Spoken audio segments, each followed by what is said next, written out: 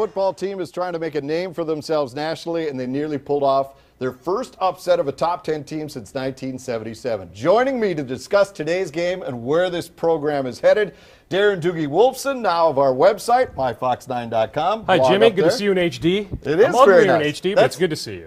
That's why we have the 16 by 9. We have lots of room. Former Viking Jack Brewer joins us, and former Viking, now college football expert, draftnasty.com, Corey Chavous joins us. And first off, what did you think of today's game, Corey?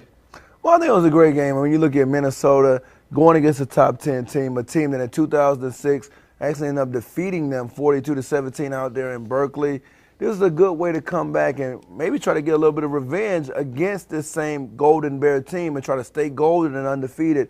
Didn't work out for them today. Yeah, but it was a good effort. Jack, let's take a look at some of the highlights of this one. The Gopher fans, they were keyed up for this matchup at the bank. The atmosphere in the new stadium has been outstanding, and the kids have really enjoyed it. But the Bears may have the best running back in the country in Javad Best. Here he takes the handoff up the middle, then heads for the sideline, dives for the end zone, taking it in from 33 yards out. A lot of determination here. Yes, it was. He shows why he's probably the top person for the Heisman right now. You know, he has exceptional speed, and the Gopher defense just couldn't keep up today. Now the Bears score on their first two possessions. Looked like this was going to be a blowout, but Decker and Weber come back, and what a catch here. He sacrificed his life on this one. Yes, he did. You know, he shows his athleticism.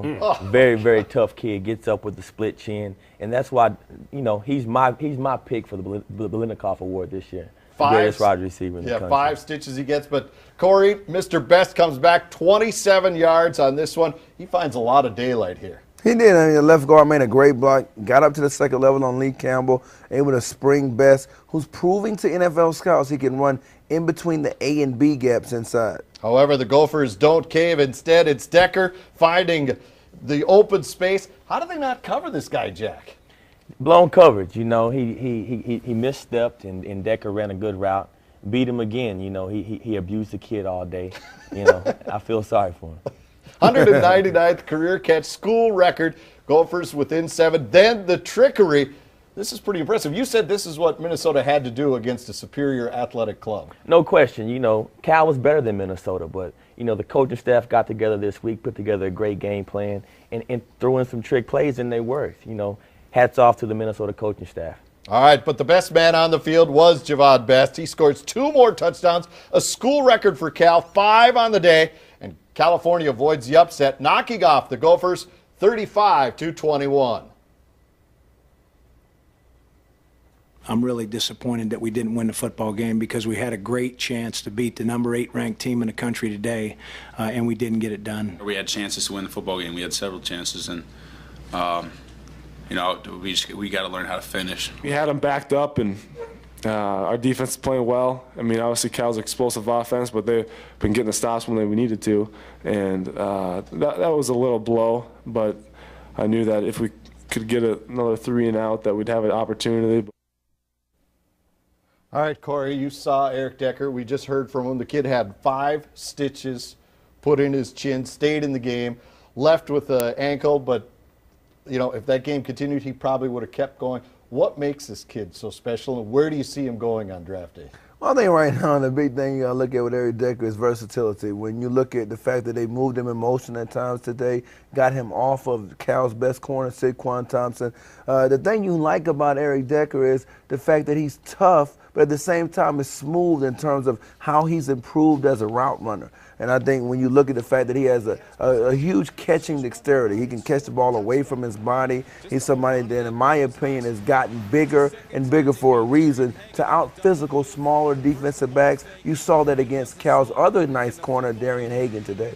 Corey, you're right about his toughness. He left with about 2 minutes to go, tweaked that left ankle, the same ankle that he tweaked last year. He said at the podium there, Jimmy, you saw one soundbite from Eric. He said there at the podium also that he absolutely would play next weekend at Northwestern. But as good as he is, guys, Jack and Corey, they have to have some semblance of a running game at some point. They just can't keep chucking the ball to Decker. Eventually they have to run the ball. I'm not convinced with those offensive linemen, even though Tim Davis is a good coach, I'm not convinced with those offensive linemen and with DeLeon Eskridge and DeJuan Bennett that they will get that semblance of a running game. Do you agree or disagree? I totally agree. You know what, at the end of the day, I think we've lost focus on the run game. You know, since Mason and the regime left, I don't think the focus has been on running the football. And in the Big Ten, you got to be able to stop the run, you got to be able to run the football. In Minnesota, we're full of corn-fed, big offensive linemen. We have to run the football here. That has got to be the staple of our program. They don't have the guys right now, though, Jack. I disagree. I just think it's the philosophy and it's an attitude. I think we have enough linemen. If you look at our ball club, we're a big ball team. Our linemen are big, strong guys. We can run the football. Jeff Wills is not strong.